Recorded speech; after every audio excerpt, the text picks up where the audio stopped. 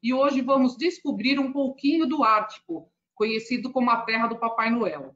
E hoje estou muito feliz em apresentar uma velha parceira e amiga, super experiente e profissional, a Roberta Pérez, que está aqui do nosso lado. Ela é da Nordic Ways. Ela mora há 19 anos na Suécia e atende viagens de lazer e incentivo pela Dinamarca, Finlândia, Islândia, Noruega, Suécia e Lapônia. Roberta, com você. Boa sorte. Muito obrigada por ter vindo aqui. Aceito o nosso convite. Prazer participar, a gente que já se conhece há muito tempo, e falar um pouquinho aqui sobre o Ártico, sobre essa região, assim, mostrar um pouco de um produto diferente dos países nórdicos. Um mapa para a gente entender desses países todos, essa região toda que você mencionou, que a gente trabalha, nós vamos falar da linha acima do Círculo Polar. Então, se acompanharem aqui com a minha... Eu vou colocar colocar a caneta para a gente desenhar. O mapa é bem colorido, mas se a gente pegar aqui, olha, eu estou traçando mais ou menos a linha verde, então essa é a linha do Círculo Polar Ártico. Quando a gente entra na Escandinávia, a gente pode entrar pela Noruega, Dinamarca, Suécia, ou entre países nórdicos a Finlândia também, mas nós entramos pela região sul e depois nós temos que subir um pouco mais, você já tem que pegar mais um voo para você entrar na região do Círculo Polar Ártico. E o interessante é que o que a gente está oferecendo para as pessoas é poder explorar a região ártica cruzando os países pelo norte. Então, esse é o nosso grande objetivo, da gente poder circular de um país ao outro sem precisar descer para as suas capitais. Deixa eu tirar esse desenho. Agora, vamos começar com o que é mais inóspito da nossa região, que é o arquipélago de Svalbard. O arquipélago de Svalbard é parte da Noruega, que não é a Noruega continental, como a gente está vendo aqui no globo. A Noruega, ela tem essa região que fica dentro do Círculo Polar, o arquipélago de Svalbard, que a sua capital é Longyearbyen, e é a região para se conhecer e estudar um pouco mais os animais polares. Nós temos muita procura dentro da dimensão do que é esse produto, e cada vez mais as pessoas que gostam de viagem fotográfica, que gostam do mundo animal e que querem fazer uma viagem ao Ártico. É uma viagem que precisa de um certo planejamento com antecedência, porque a quantidade de hospedagem, número de apartamentos, os cruzeiros que fazem a volta são limitados, ou seja, a gente não consegue organizar de um mês para o outro, são viagens que elas precisam de um tempo de organização, mas é uma viagem realmente que vale muito a pena. Eu já fui uma vez nessa região e, para mim, assim, é sempre uma região marcada, você precisa voltar. O verão é verão frio, porque a gente está bem quase na calota, e o inverno é um pouco mais difícil. Então, é uma região que a gente pode apreciar o fenômeno da aurora boreal, e a gente também pode, nessa região, conhecer verão, outono, primavera. Inverno já fica frio demais para o passageiro explorar a região. Eu acho que a gente tem um filme de Svalbard que poderia colocar antes da gente continuar com as fotografias do arquipélago. Se for possível, se puder colocar o filme, eu agradeceria.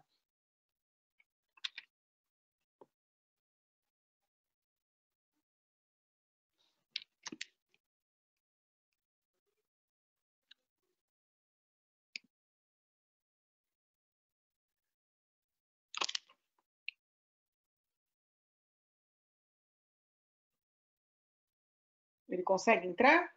Ale.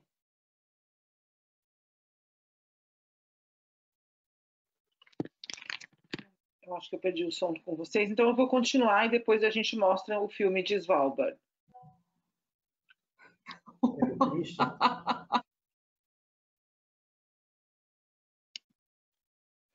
Bom, aqui tem um pouquinho das imagens do que é uma viagem nessa região. Então, é uma viagem bem introspectiva, de muita fotografia e de contemplação da natureza. Também fica no arquipélago de Svalbard aquele centro onde os noruegueses estocam as sementes do mundo inteiro. Então, muitas pessoas às vezes têm essa curiosidade de saber o que os noruegueses estão fazendo com isso. Eles realmente estão fazendo o estoque da alimentação e da vegetação da terra. E isso fica também muito próximo de Longyearbyen. Nós temos até um hotel que é novo, que inaugurou esse ano, e que as pessoas podem até visitar e conhecer um pouco mais sobre esse projeto norueguês. Agora eu vou falar um pouco sobre a Noruega continental. Então, a região do Ártico, que a gente está dentro do Círculo Polar, e eu vou começar pela Noruega. Então, assim, na fotografia, no mapa do lado direito, a gente consegue ver a linha do Círculo Polar Ártico e em divisão em cores os 3 países que a gente está explorando. Então, começando pela Noruega, e uma das regiões mais lindas que nós temos no Ártico seria o arquipélago de Lofoten. Lofoten é muito conhecido pelos brasileiros sem saber que o lugar existe, porque é dali que se exporta o bacalhau salgado e seco. Então, a gente consome muito o produto que vem dessa região sem saber muito sobre a região. A região também ela é considerada pela National Geographic, pelo Lonely Planet, como uma das regiões mais lindas para se fotografar. Então, a viagem realmente é muito bonita, é uma região que a gente pode explorar tanto no verão, quanto no inverno, primavera, outono, ou seja, ela está sempre muito bem, e toda essa região ártica, ela é propícia para se admirar o fenômeno da aurora boreal. Então, aqui a gente tem assim, um pouco das fotografias de Lofoten, realmente, você vai cruzando por essas pontes, essas trilhas, essas ruas, e você vai ligando uma ilha na outra. O modo de acomodação em Lofoten, na cidade maior, que se chama Svolvær, que fica no centro do arquipélago, ali tem aeroporto, tem hotéis de rede, que são hotéis mais altos, ou seja, tem um centro um pouco maior, mas a grande descoberta, a grande maneira de se hospedar nessa região é com os hotéis que a gente está vendo na fotografia, que eles parecem antigas casas de pescadores, e eles são feitos como palafitas, porque num tempo antigo era muito mais fácil que o barco vinha por trás dessas casas, pegava mercadoria e já seguia a viagem. E hoje muitas delas são inspiradas nessas casas antigas de pescador, ou foram transformadas em hospedagem, que são hospedagens mais ou menos como se fossem chalés, todos eles em várias das ilhas do arquipélago que a gente pode se hospedar. Quando o tempo permite, ou seja, quando a gente está fora do inverno, é possível fazer escaladas, nós temos passeios de barco, ribboat, nós temos praia de surf, e claro que as águas são frias, então você precisa colocar uma roupa, um equipamento especial, mas nós temos no norte praias de surf, então nós temos uma diversidade de programas que são bem interessantes nesse arquipélago, sem contar a beleza do lugar. Para quem gosta de fotografia, é realmente um lugar que a gente deve visitar. Subindo um pouco mais de Lofoten, então, se a gente olhar aqui pelo mapa, né, para acompanhar, eu sei que às vezes é difícil a gente acompanhar no mapa, nós estávamos aqui nessa região onde é o arquipélago e nós subimos agora, então, a região de Tromsø. Tromsø, ele é uma cidade grande na região ártica, ela inclusive recebe voos da Inglaterra, então seria um caminho para vir do Brasil pela Inglaterra e já ir direto para a região ártica pela cidade de Tromsø. E nós temos aqui uma cidade que ela liga várias rotas de destino. Então, se você entra para o interior, você consegue fazer passeios de moto de neve, de huskies, conhecer a população indígena da região. E se você vai em direção ao mar, você consegue fazer vários passeios de barco, a contemplação das baleias no período que elas estão, e tem também a comunicação de ferry, que antigamente só tinha o Hurtigruten, agora nós já temos 2 empresas que começam a operação já em 2021, a segunda, que vão cobrir essa rota que vai de fiord a fiord, ou seja, que liga uma região à outra.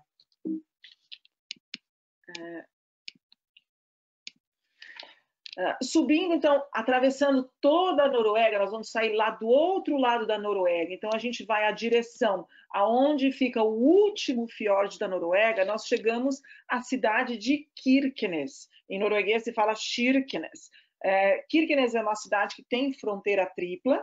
Então, nós temos do lado leste a Rússia, você segue a oeste a Noruega e você desce ao sul a Finlândia. Então, é uma cidade pequena, com 5.000 habitantes, mas que tem milhões de caranguejo real. Então, o caranguejo real é o grande habitante de Kirkenes, e nós temos ali alguns parceiros em acomodação e em passeio, onde as pessoas podem fazer o safari para acompanhar, e quando eles vão tirar os caranguejos do fiord, e depois preparar, fazer a degustação desse prato para os clientes saborearem. Então, desde como você vai pegá-lo no fiord, quais que você pode pegar, quais que você não pode pegar, como funciona o ciclo de vida desse caranguejo, quantos que tem. Então, existe todo um trabalho do governo norueguês por trás disso, e esse caranguejo, ele não tem predador, ou seja, ele se multiplica muito rápido, ele come de tudo, ninguém come ele, e quem come ele realmente somos nós, né? E as pessoas realmente gostam, e principalmente porque o lugar ele é muito inóspito. A gente está em latitude 71, já não tem grandes árvores, a vegetação muda bastante. Então, sempre quando a gente leva o turista para essa região, ele acha muito, muito diferente. Ou seja, você está de frente para o Mar de Barents, que é um lugar muito conhecido pelo bacalhau, pela residência do bacalhau. Você experimenta o caranguejo real, e aí você tem passeios também dos huskies, conhecer a cultura Sami, também as motos de neve. Então, todos esses passeios invernais também são possíveis de fazer num período maior pela latitude que a gente está. Seguindo, aqui nós temos, então, a acomodação do Snow Hotel. Então, eles têm 16 chalés como esse, extremamente confortáveis, com banheiros internos e com a janela virada para o fiord. Ou seja, é o ponto estratégico também para se admirar a aurora boreal. E o Snow Hotel hoje, como alguns outros que nós temos na região ártica, nós temos o Snow Hotel na Noruega, nós temos o Ice Hotel na Suécia e nós temos o Lumilina na Finlândia. Os três têm a sua versão 365 dias no ano. Então, hoje é possível você ter uma experiência gelada, dormir num quarto gelado, mesmo que seja o verão. Antigamente a gente não podia fazer isso, mas hoje nos três é possível você ter a experiência gelada nos meses quentes também. Falando um pouco sobre as atividades, nós temos uma que as pessoas gostam muito de conhecer e entender o que tem por detrás da cultura, né, das fazendas dos cachorros, dos huskies, e experimentar um passeio no trenó. Os huskies, eles têm em todas as regiões, cada país tem a sua regulamentação para essa atividade, assim, os cachorros não podem jamais sofrer. Existem pessoas que têm um pouco de receio de fazer o passeio, não quero, eu tenho pena, mas os cachorros gostam demais de correr. Os cachorros, eles ficam excitados quando eles veem que as pessoas estão chegando, porque eles realmente querem correr. E quando os cachorros começam a correr na floresta, você escuta só o barulho da patinha do cachorro, porque você não escuta mais nada. E o cachorro realmente ele adora esse momento dessa corrida. Existem muitas pessoas na região, e antigamente também a população indígena, ela se locomovia de um lado para o outro usando os trenós com os cachorros. Então, eles já fazem isso em toda a região. Não é assim, uma atividade que você explora o cachorro para você tirar esse lucro. Não funciona assim. Os cachorros têm muito espaço, comem muito bem, os veterinários estão sempre em cima das fazendas para cuidar da qualidade, e aqui em cima a gente não tem problema com essas atividades. E os parceiros que a gente trabalha, a gente conhece muito bem. Assim, eu tenho uma husky em casa que eu trouxe de uma das fazendas, e eu percebo pela minha cachorra, que eu moro em Estocolmo, que é um pouco mais urbana, ela estaria correndo e caminhando o dia inteiro, porque o cachorro realmente ele não se cansa. Aqui nós temos, então, eles eles são fofos, é possível ver também os filhotes quando tem, a gente vai conhecer como funciona para o cachorro correr, quem é que vai na frente, quem é que vai atrás, como se monta um time, quem lidera o time. Então, tudo isso também a gente aprende quando vai fazer o passeio com os huskies. As motos de neve, elas estão entre final de outono, inverno e... Oi, Roberta, desculpa. Só para avisar, nós estamos já com o vídeo pronto, quando você quiser passar. E tem uma perguntinha só que já passou, mas que eu acho que vale a pena colocar. E quanto seria o custo em euro de uma refeição com caranguejo real? Na verdade, assim, existem lugares que você faz, em Kirkenes, por exemplo, existem vários restaurantes que você pode experimentar o prato, né? Assim, você tem no menu o valor do prato, mas essa atividade que a gente faz, as pessoas saem cedo, elas vão pelo fiord, fazem o passeio para tirar o caranguejo, então você vê tirar, ele mostra quem é o macho, quem é a fêmea, como funciona tal, volta com a quantidade de caranguejo necessária para o almoço dessas pessoas e já inclui, então, ou seja, é um almoço com atividade para você ir no fiord e para você também conhecer um pouco dessa história. Geralmente, quando a gente vai a Kirkenes, a gente já inclui no programa essa atividade. Mas se a pessoa quiser, por exemplo, jantar um prato de caranguejo real ali em Kirkenes, 35 euros, 40 euros, mais ou menos, o prato principal. Vamos contar por aí. Muito bom. Vamos ver agora, vamos ver se a gente consegue ver o vídeo, então. Sim, então, pode colocar o de Svalbard, se estiver pronto. E depois, quando a gente terminar, a gente também, se quiser, já pode colocar o depois da Noruega. Tá. Vamos lá.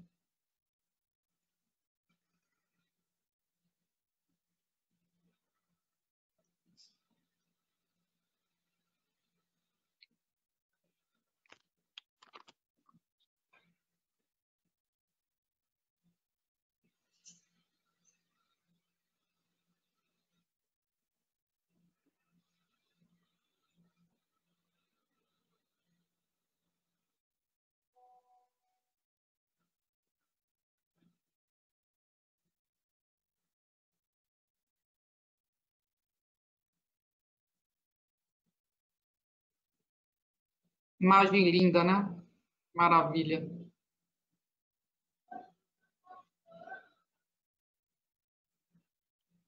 Tá passando? Tá, todo mundo tá vendo. É o som só, o som que não saiu. Como eu falei, nosso negócio não é palestra, e sim viagem, mas eu acho que tá dando para todo mundo ver essas imagens lindas.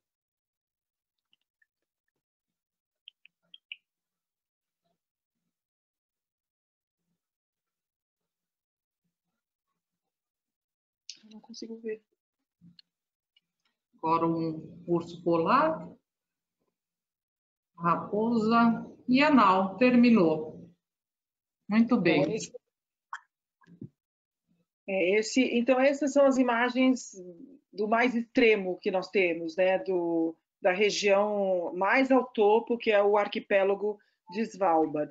Se já quiser colocar a continuação da Noruega, a gente já mostra um pouco mais das imagens da parte continental do Ártico na Noruega. Ok. Tá passando já.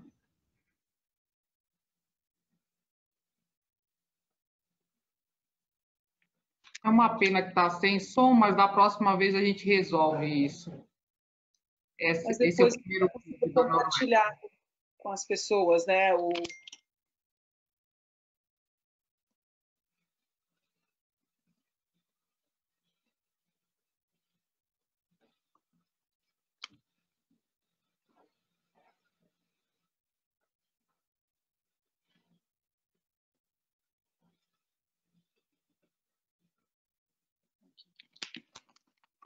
Então, a Noruega, que é conhecida como o país dos fiordes, né? Então, por toda a sua costa, ela predomina os fiordes.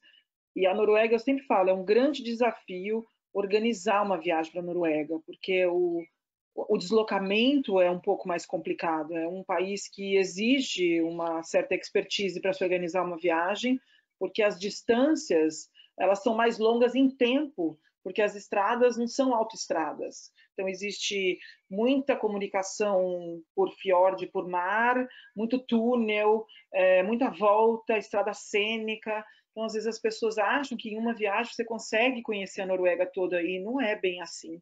Então, é um país que realmente é preciso da expertise de um profissional para organizar. Senão, você acaba ficando sempre numa mesma região. Existem pessoas que falam, não, mas eu fico numa cidade, vou e volto. Não é possível, não é tão simples assim. Então a gente volta então para falar das atividades, né, que a gente estava falando, as motos de neve, inclusive, quando a gente está entre inverno, final de inverno, primavera, ou seja, dos meses de janeiro até abril, é possível você ir já do aeroporto de moto de neve, se quiser, dependendo da distância do hotel, a gente já consegue fazer o transfer, a gente já experimenta, tem os lugares que a gente já coloca as roupas de neve e a gente já segue, ou faz passeio pela floresta, ou faz passeio sobre os lagos, então existem várias variações de tours com moto de neve. Muitas vezes a gente recomenda o que precisa para você dirigir uma moto de neve, você precisa ter uma carta de habilitação, você não precisa mostrar lá, mas você precisa saber, mas ela nem precisaria, porque ela é muito simples de você manejar. E geralmente os nossos tours, a gente faz uma moto para cada 2 pessoas, a não ser que a pessoa queira dirigir o tempo inteiro, e aí alterna. Um pouco vai na garupa e depois quem está pilotando vai na garupa depois da metade do percurso. A cultura Sami. Para nós é muito importante e faz parte da sustentabilidade do roteiro, que não importa onde quer que a gente esteja nessa região, que os clientes têm que conhecer e saber que antes de todos nós chegarmos ali, existia um povo local e que a gente precisa apresentar a cultura deles e precisa mostrar o modo de vida da família Sami. Então a gente vê aqui na fotografia do lado esquerdo a roupa tradicional da criança, da mulher, de uma família Sami, e essas vestimentas, elas mudam, principalmente o barrado que a gente vê nessa blusinha, o barrado da bota, o barrado da manga, ele muda dependendo da região da onde vem essa família.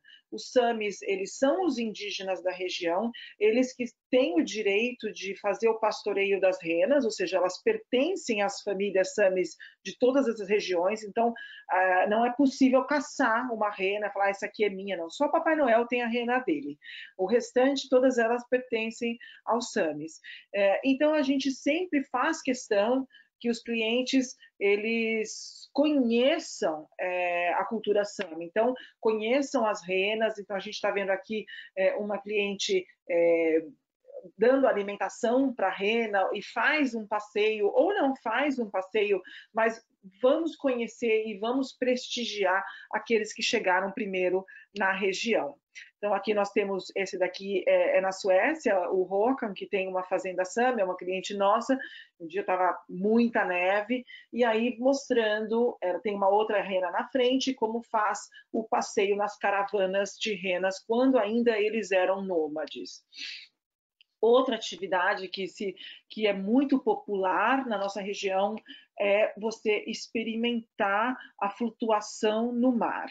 Então, nós temos alguns quebra-gelos que ficam na Finlândia ou na Suécia, no Golfo de Bótnia, ou seja, no mar, e aí o barco quebra-gelo, ele vai quebrar o gelo do mar, ou seja, tem que ser numa época do ano que a gente tem o mar congelado, para que as pessoas experimentem e vejam essa sensação do barco subir e quebrar o gelo, e aí, em um determinado momento, ele abre uma piscina, as pessoas vestem essa roupa de sobrevivência e vão flutuar no mar.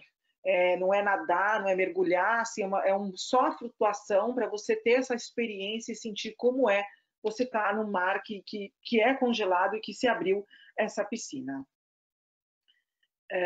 Aqui já passamos.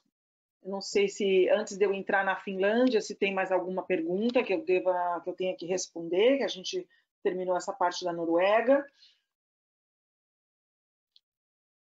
Ou posso seguir? Sem pergunta, pode prosseguir, que está ótimo. Está todo mundo adorando aqui, eu estou vendo pelos comentários. Esse sistema não dá para todo mundo ver os comentários, só alguns que a gente consegue mandar de volta, mas é um sucesso, é lindo, né? Que vontade de viajar. Vamos lá. A região, eu costumo dizer, como brasileira, no Brasil eu sempre tive assim, o encantamento pelo mar. Para mim, o mar ele tem um poder energético, ele tem é algo que te atrai, você precisa colocar os pés na areia. O mar tem esse poder na gente. E a Lapônia também tem esse poder sobre a gente. A floresta, a iluminação cor-de-rosa do pôr do sol, os animais, o silêncio, você prestigiar esse momento do silêncio, a cultura, a comida, e tudo isso envolve a gente dessa mesma maneira. Então, é muito difícil, né? É muito difícil explicar o que é essa sensação, porque quando eu comecei, eu morei muito tempo na região, as pessoas falavam, nossa, mas como é que você aguenta tão frio? Mas existe um encantamento nessa região e não tem um cliente que a gente já levou e já foi e apreciou essa região que volta a falar, ah, achei mais ou menos, não, todo mundo volta encantado, porque existe esse um enigma nessa região. Então, assim, mesmo os cachorros, as motos, é tudo tão diferente da nossa realidade que passa a ser espetacular. Então, se a gente fala um pouco sobre a Finlândia, aqui nós estamos exatamente no Círculo Polar, ou seja, na latitude 66 graus e 33 minutos, que é onde fica o escritório do Papai Noel na Finlândia. O Papai Noel ele tem vários endereços na região, né? Ele tem o seu escritório, ele tem a sua estação de esqui agora, ele tem a casa de veraneio. Então, existem vários lugares que é possível ter a experiência e conhecer o Papai Noel. E as pessoas se emocionam para ver o Papai Noel. É algo encantador, é gostoso de ver, porque você fala assim, ah, isso é um programa de criança. Não é, não. Porque a gente vê as pessoas mais velhas, inclusive, se emocionando, abraçando. Pode abraçar mesmo? Pode chegar perto dele? Então, assim, é encantador mesmo esse momento que você senta ali, você conversa com o Papai Noel, ele te pergunta alguma coisa, todo mundo entra no sonho do Papai Noel. Agora a minha tela... Agora. Aqui nós temos o Papai Noel, então, com o Rudolf, então o Papai Noel com a sua rena, né? Então ele pode, os Tamis e ele podem ter as suas renas, né? Com os presentes. A gente tem, então, nesse lugar, em Rovaniemi, o seu escritório, que a gente pode visitar o Papai Noel o ano inteiro, mas também podemos fazer o Papai Noel chegar na acomodação que a família tiver, que o grupo tiver, né, uma viagem de incentivo. Então, tudo é possível nessa região, porque é o endereço do Papai Noel. E agora, mudando para a região sueca, então, falando um pouco sobre a Lapônia sueca, nós chegamos à cidade que está mais ao norte da Suécia, que é a cidade de Kiruna. A cidade de Kiruna é uma cidade de mineração. Essa é a maior mina de ferro-ouro do mundo. Então, assim, a atividade da mina, ela realmente é uma parte importante da economia do país, não só da cidade, como do país. E ela tem vários aspectos históricos que envolvem a história da Suécia, inclusive por causa dessa mina. E hoje a cidade está passando por um momento de transformação. A mina, já há alguns anos, ela precisa desenvolver as suas atividades, estamos falando assim, a 1.000 metros de profundidade da linha do solo, ou seja, lá embaixo, ela precisava seguir em direção onde estava o centro da cidade, ainda está. O que precisou, então? Planejar uma nova região para você mover o centro de um ponto a outro. E já por muitos anos a gente está vivendo esse momento em Kiruna, que as coisas estão mudando de lugar. Então tem que mudar de latitude, são 2,5 quilômetros de distância, para que a mina continue as suas atividades no antigo centro histórico, que vai desaparecer com o tempo, que já está desaparecendo. Aqui nós temos a Catedral de Quiruna, que é um dos monumentos mais bonitos da cidade e que vai ser o último a ser desmontado e remontado, né? Algumas coisas foram demolidas, algumas casas foram levadas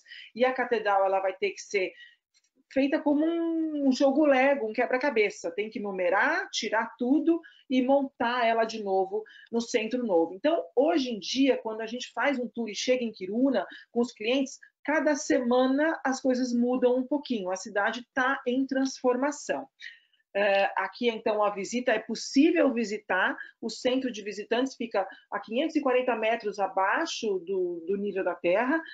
Lá embaixo funciona a internet, tem café, você consegue entender um pouco da história da mina. Então, é bem bacana você visitar essa estrutura deles lá embaixo. Nós temos temos um spa na cidade que ele tem cromoterapia, e importante falar assim já para essa realidade que a gente está vivendo e o que vai ser daqui para frente, que toda a região, os hotéis já estão prontos, ou seja, como vai se proceder com os cafés da manhã, a Europa já se movimentou, o distanciamento vai ter que ter por enquanto, então os hotéis, por exemplo, o spa desse hotel, ele faz agora, você faz o seu allotment, marca o seu horário, e você tem cada família, cada grupo, 2 horas de uso exclusivo. Os cafés da manhã tem mesas marcadas em número reduzido, horário reservado, ou você faz no seu quarto. Então, já para esse ano, a gente já tem um novo conceito de trabalho, e a gente não sabe lá para frente como que vai ser, se a gente tem que mudar isso de novo, ou se vai ter que ser dessa forma. O Ice Hotel, ele está muito próximo de Quiruna, ele fica num vilarejo que se chama Jukkasjärvi, e esse vilarejo ele é muito conhecido pelo Ice Hotel, e o Ice Hotel sempre ajudou muito a cidade de Quiruna. O seu aeroporto se tornou internacional por causa do Ice Hotel, a quantidade de estrangeiros que visitam a região. Esse ano ele completou 30 anos de existência, e ele tem uma parte do hotel que é esculpida na mão por pessoas que são escolhidas a dedo, que é para fazer cada uma das suítes, ou seja, são artistas que sabem trabalhar com neve e gelo, e você nunca vai dormir se você for 2 vezes na sua vida, você nunca vai dormir no mesmo quarto, porque cada ano ele é feito na mão por um artista, e no ano seguinte muda o artista, muda o tema, e o quarto está de outra maneira. Então, esse é o hotel que todo ano, essa parte do hotel é construída em dezembro, e ele termina, porque ele degela, em abril. Mas o próprio Ice Hotel tem uma outra parte agora, que é o Ice Hotel 365, que são quartos que funcionam o ano inteiro em acomodação gelada. E fora isso, ele também tem acomodação quente, porque a gente sempre fala, por mais que você queira experimentar, é bom que você tenha o seu quarto de backup, porque se você não gostar dessa experiência gelada, você pode voltar e dormir no quentinho de novo. Porque nem todo mundo consegue virar à noite numa acomodação gelada. Aqui nós temos então assim, cada quarto tem a sua inspiração e o seu artista. E também a gente pode fazer aula de escultura no gelo, né? E aqui é muito engraçado, porque tem pessoas que assim, meia hora tá bom, chega, não quero mais. Mas tem pessoas que são tão detalhistas e começam e pegam o gosto de fazer escultura e não querem parar mais. Então a gente tem um instrutor que entrega as ferramentas e ensina como você corta o gelo, e são facas, né? São várias, uma que você lixa, a outra que você pode fazer efeitos. Então, é muito gostoso. A atividade toda pode durar até 2 horas, e tem muita gente que faz peças muito legais. Depois eles fazem uma exposição ao ar livre das peças do dia. Aqui nós temos um grupo assim, bebendo, né, no copo de gelo, ou seja, o copo também ele é de gelo, o drink fica do lado onde estão as aulas, e aí você, depois que você faz a aula, geralmente é legal você tomar um drink no copo de gelo. Agora a gente vai aqui, olha, em direção à cidade de Luleå. A gente já desceu da linha do Círculo Polar. Então, só para acompanhar, para não se perder, se acompanhar um pouco no mapa, né? A gente estava aqui em cima, em Kiruna, e agora a gente vai em direção a Luleo. E Luleo também tem o seu quebra-gelo. Então, o outro que nós mostramos, ele estava desse outro lado, do lado lilás, que é no lado da Finlândia, e aqui do lado sueco nós também temos a atividade do quebra-gelo. A cidade de Luleå, ela possui o maior database do Facebook na Europa. Então, é uma cidade que tem um centro de tecnologia muito importante. Eu sei que tem pessoas também no webinar que são da parte do incentivo.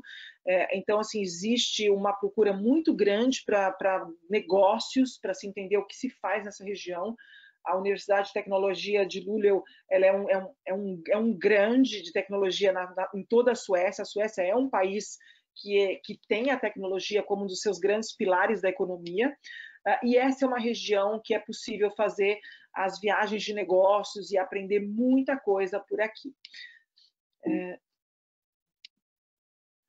Agora nós vamos voltar, deixa eu só voltar ali em Luleå para mostrar onde nós estamos. Agora nós vamos a Abisko, que é no caminho da fronteira, deixa eu colocar o ponteiro, que é aqui, olha, no caminho da fronteira com a Noruega. Essa região agora que a gente vai falar no próximo slide.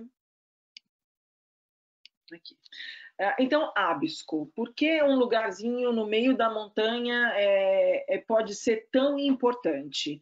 Porque Abisko é um dos melhores lugares para se admirar o fenômeno da aurora boreal. Então, até agora eu não falei muito de aurora boreal, porque toda a região é possível admirar, apreciar o fenômeno da aurora boreal.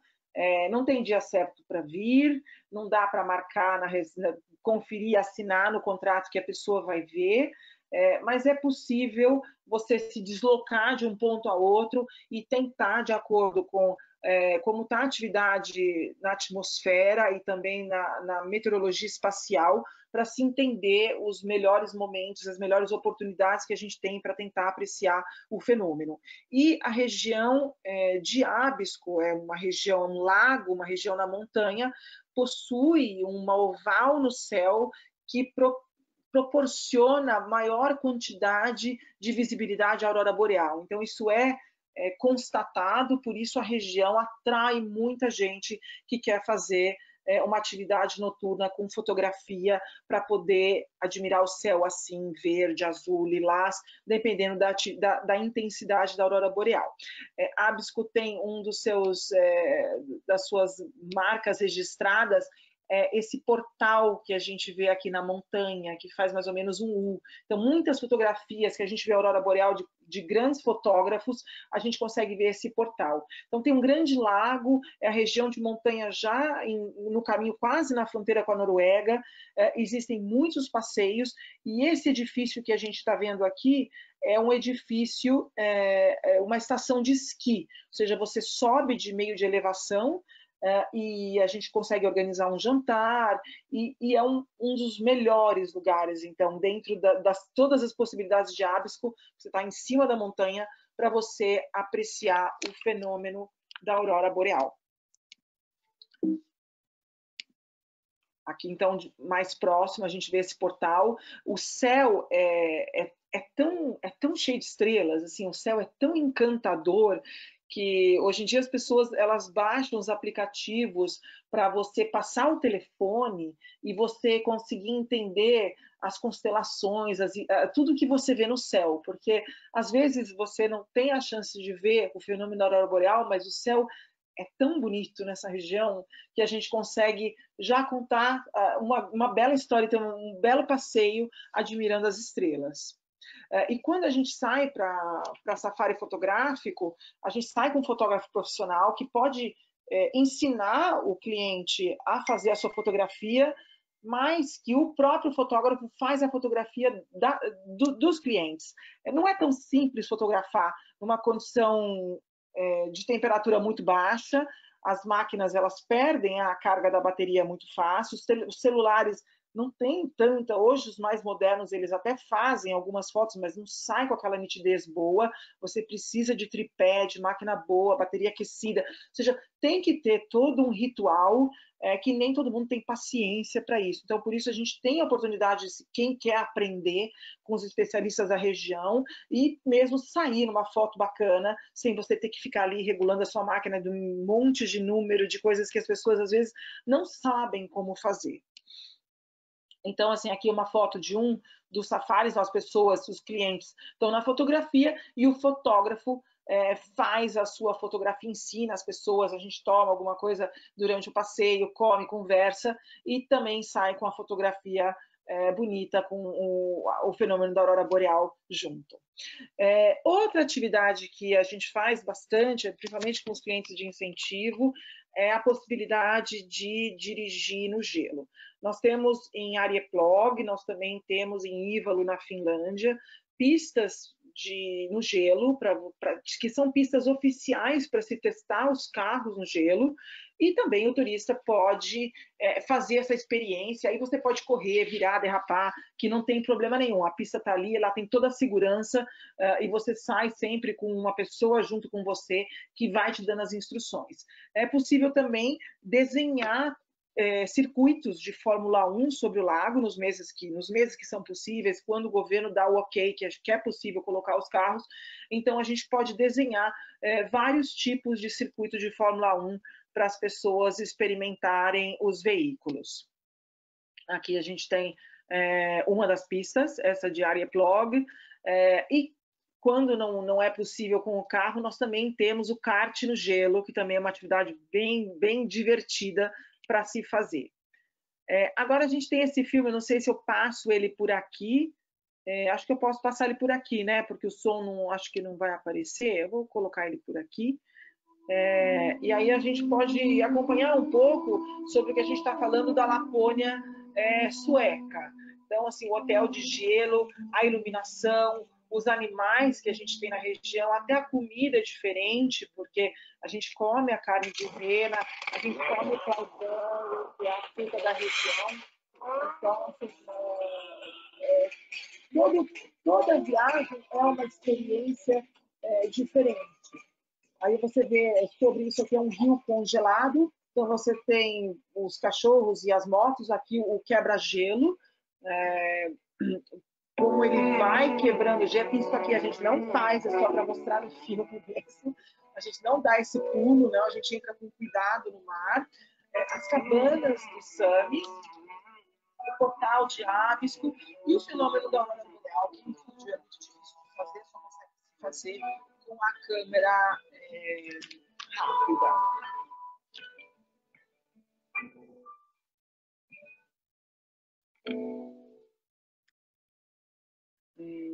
Aqui, deixa eu passar o próximo. Bom, então, assim, para a gente só retomar um pouquinho daquilo que a gente falou, né, da região nossa, o que é possível fazer. Vamos lá, então, é possível chegar na região, nós estamos falando no círculo, eu vou de novo colocar a caneta, que eu adoro rabiscar aqui. Então, a gente está falando de novo no círculo polar ártico, mais ou menos assim, né, nessa região acima do Ártico, da linha do Ártico, as pessoas podem chegar pelas cidades que estão mais ao sul, ou seja, é possível chegar em voo internacional por Bergen, por Oslo, por Estocolmo, ou ainda aqui que nós temos Helsinki, então é possível chegar por essa região aqui, as capitais, as cidades maiores. Depois a gente recomenda assim uma noite nessas cidades, e aí você já pode subir. E o que eu acho que é muito bacana nessa viagem é você explorar o Ártico dentro do Ártico de um país ao outro. Então, é possível fazer um programa curto de uma semana, um programa de 10 dias ou até de 2 semanas, dependendo quanto o cliente tem de disponibilidade de tempo e ele quer aproveitar. E aí, por exemplo, a gente pode fazer rotas que vão de Kirkenes, descendo pela floresta finlandesa, chegando até Rovaniemi, fazendo também o passeio do quebra-gelo. Você consegue de Tromsø pegar o Hurtigruten ou o outro que sai agora no ano que vem e faz uma pernoite dentro do barco pelo fiord, desce em Lofoten e depois você vai por terra em direção a Kiruna e também pode de Kiruna seguir a Rovaniemi e subir a Kirkenes. Então é possível fazer essa volta toda, ou quando a pessoa quiser vir a Svalbard, é possível voar para Svalbard de Oslo ou de Tromsø, ou ainda fazer essas viagens de navio de expedição que fazem a volta toda no Ártico pelo arquipélago de Svalbard. Dentro da nossa região também a gente trabalha, então a gente vê aqui os mares, ou seja, o mar da costa da Noruega, da onde nós temos toda a costa de fiord, é o Mar do Norte, o Mar da Noruega, e ao norte do país, assim, já lá em cima com fronteira com a Rússia, se chama o Mar de Barents. O Mar de Barents é onde é a residência, onde vive o bacalhau, o caranguejo real também, que está ali em Kirkenes, e o bacalhau ele faz essa movimentação, ele sai do Mar de Barents em direção ao Mar do Norte, ao Mar da Noruega, que é onde essa posta do bacalhau fica melhor, porque ele vai, a viagem não é tão simples, porque tem muita correnteza nesse mar, e aí sim que a gente fala o bacalhau Skrei, o bacalhau mais nobre que se tem, que é esse bacalhau norueguês. A gente também trabalha com a Islândia, mas a Islândia é um produto, a gente vê que a Islândia está um pouco mais afastada, existem alguns clientes que gostam de mesclar a Islândia com a Escandinávia, isso não é nenhum problema. E também depois da Islândia nós temos a Groenlândia, e já depois da Groenlândia a gente já chega no Canadá, então assim, essa região toda a gente consegue explorar. Mas hoje realmente acho que o foco era mostrar essa Escandinávia, que é possível você deslocar de um ponto a outro e explorar. A gente entende que agora as pessoas, nesse primeiro momento, nessa retomada, as pessoas estão buscando destinos que a natureza seja uma presença muito importante, e a gente sabe que a gente tem uma região que a natureza ela é expressiva, ela se mostra assim como um dos maiores atrativos e independe da época do ano que você vá. Então, ela é sempre muito marcante nessa região. A viagem se torna uma experiência de conhecimento em diversos sentidos. É na história, do modo de viver, na educação, ou seja, o modelinho nórdico que deu certo, esse modelo social que as pessoas aprendem aqui, os animais, como você ser sustentável, que para nós é uma realidade do nosso dia a dia, assim, não é só o copinho de plástico que você troca, não, são restaurantes que você não desperdiça nada de comida, que você até leva adubo para sua casa, a maneira como você aquece a água que você toma da pia, então assim, existe toda a sustentabilidade da região e nós temos os selos já nas cidades, né? Você usar energia para aquecer o seu transporte e você reciclar quase tudo aquilo que você pode. Então, tudo isso faz com que a nossa região seja uma grande experiência de viagem. Ai, acho que falei demais. Não sei se tem pergunta, que eu não estou acompanhando se nós temos perguntas. Tá ótimo, Roberta, super bom. Eu tenho algumas perguntas, sim, aqui. Acho que ficou um pouquinho para trás, mas vou passar agora. A Bárbara perguntando se as roupas são alugadas localmente ou se as pessoas precisam já levar a roupa daqui. Assim, as pessoas levam uma parte das roupas, mas uma outra parte as pessoas têm que alugar, sim. Porque a roupa que as pessoas vão trazer são as roupas internas. Então, a gente fala que a gente se veste em camadas no inverno. E não são roupas grossas, não é lãzona. São roupas até essas que são térmicas, manga comprida e várias camadas. Calças flexíveis, e que você pode colocar o minhocão, uma outra calça de agasalho, ou até uma calça jeans. E por cima disso, a do aluguel é a roupa... Eu vi que agora ficou escuro, né? Onde eu tô. Virou noite aqui. A roupa que você coloca por cima é um macacão. Então, nós temos o macacão que a pessoa põe, as luvas, você pode trazer a sua luva touch. Se você vai com essa luva touch dirigir a moto de neve, seu dedo fica duro. você não vai conseguir mexer, vai ficar assim o resto da viagem, porque é muito frio. Então, nós temos a luva apropriada para as atividades externas, nós temos uma meia grossa que você põe por cima das suas meias, você traz várias meias e a gente vai botar uma outra meia por cima, e os sapatos especiais para as atividades externas. Então, dessa forma, a pessoa está protegida para brincar lá fora, para ficar quentinha. E a gente sempre faz essa roupa do primeiro dia ao último no Ártico. Senão, cada atividade você tem que ficar experimentando a bota, botar macacão. Então, não, você já pega no primeiro dia e só devolve no final da viagem. A mala é pequena, né? A Thaís está perguntando, Roberta, Rô, saindo do Brasil, quantos dias você sugere para essa viagem completa? Eu acho que você até falou, né? Depende, né? A pessoa, a partir de uma semana, né? Depende de quanto tempo ela tem disponível. Seria isso, Roberto? Eu acho que uma semana já dá, porque já que você vai numa região que você não volta tão fácil assim, né? Fala assim, eu fui 3 vezes ao Ártico. Não, não é bem assim, né? É uma viagem que você exige um certo planejamento, porque você não vai toda hora. Então, eu acho que é mais fácil você esticar um pouquinho mais e conhecer um pouco mais do que depois, eu queria voltar para esse outro lado. Então, eu recomendo 10 dias, porque aí você consegue conhecer Noruega, Suécia, Finlândia. Você consegue fazer uma volta bacana. Mas se você não tem os 10, em uma semana você consegue fazer mais rapidinho essa volta. Em uma semana dá para fazer. Legal. Outra pergunta da Sônia Soares: qual a melhor época de assistir a aurora boreal? A aurora boreal, ela não é possível ser vista na época que nós entramos agora. Maio, junho, julho, agosto. Porque nós não temos muita noite. Quando você tem muita luz no céu, você não consegue ver. O fenômeno pode acontecer, porque o fenômeno ele não desliga no verão e só liga na primavera, no outono. Ele existe o ano inteiro. Só que com a iluminação, com as noites, com os dias muito longos que nós temos agora, já começamos lá em cima o sol da meia-noite. Você não conseguiria ver nada, porque tem muita luz no céu. Então, você vai voltar a ver o fenômeno da aurora boreal a partir do começo de setembro, quando você já começa a ter noite de novo, e você consegue ver até abril. Então, esse é o período que você tem chance de ver. Agora, tem gente que fala, quando está mais frio, você vê mais. Não, acontece quando está muito frio, o céu não nubla muito. Quando o céu está nublado, você não consegue ver. Então, quando você está no zero, está nevando, esquece, não vai dar para ver. Mas a nossa meteorologia, ela muda muito rápido.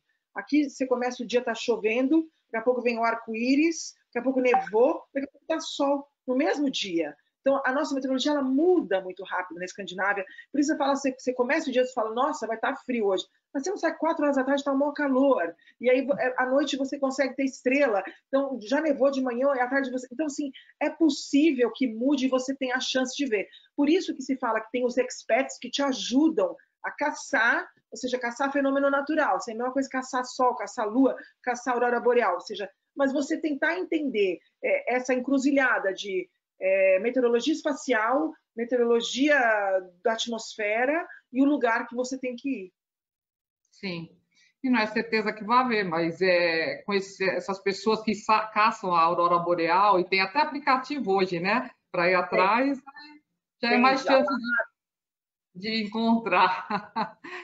Outra pergunta da Paula Batista, para você, qual é a melhor época para viajar para essa região? Assim, eu gosto muito, assim, a pessoa gosta de fotografar, o outono é fantástico. As cores do outono você não vê em outra época do ano. Mas o outono não te dá aquela aventura das atividades de inverno.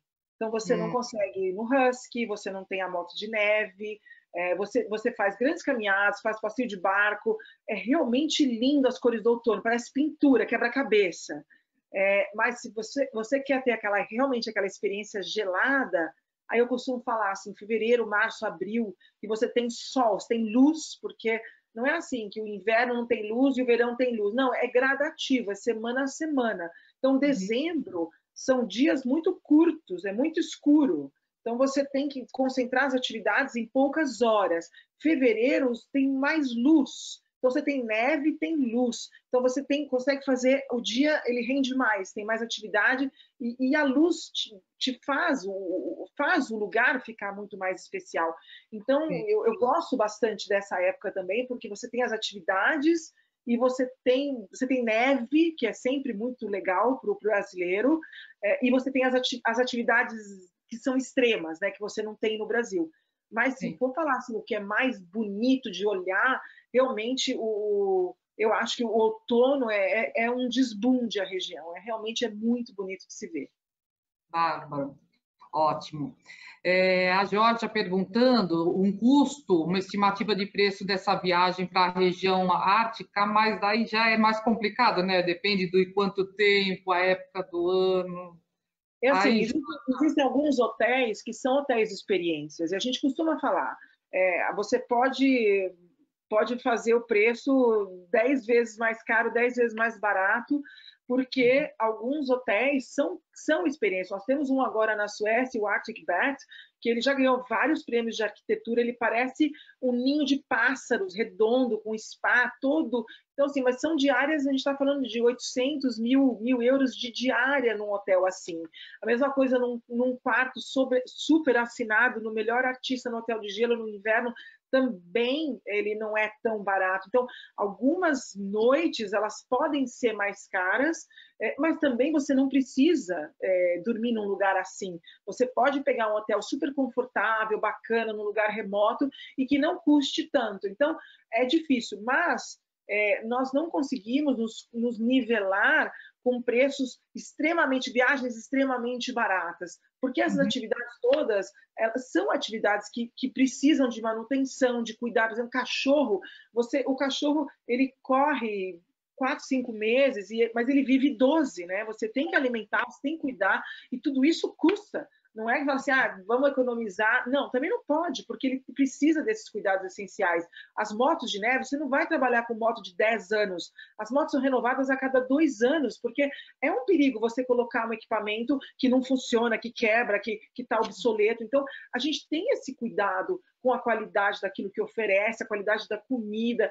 Então, não é um programa assim que é feito assim num modo popular. Ele é um programa que, na média, é um custo mediano, mas que você pode fazer ele se tornar extremamente exclusivo também. Sim, depende do que o passageiro está querendo, né? A gente entra em contato, Georgia, para falar sobre isso. Também perguntaram essas atividades que você falava de incentivo, se daria para fazer para lazer também?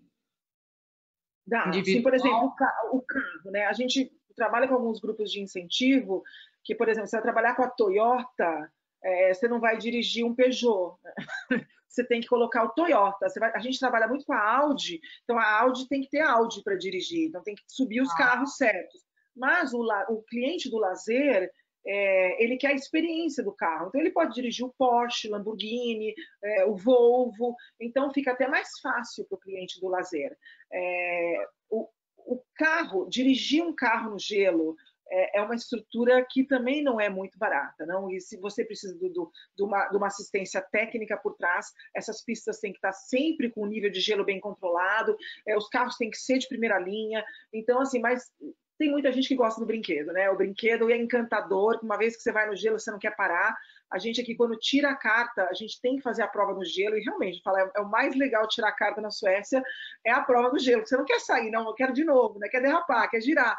Então, a gente já sabe que as pessoas gostam da atividade, e tem também a atividade do kart, que é bem baixinho, né? E você vai com o kart no gelo e faz as pistas. Então, tem várias atividades que podem fazer. Então, tem de todos os níveis, e é possível, sim, fazer para o cliente do lazer também. Bacana. Acabou aqui. Não tenho mais perguntas. Deixa eu ver se alguém mandou mais alguma coisa. André, tem alguma pergunta?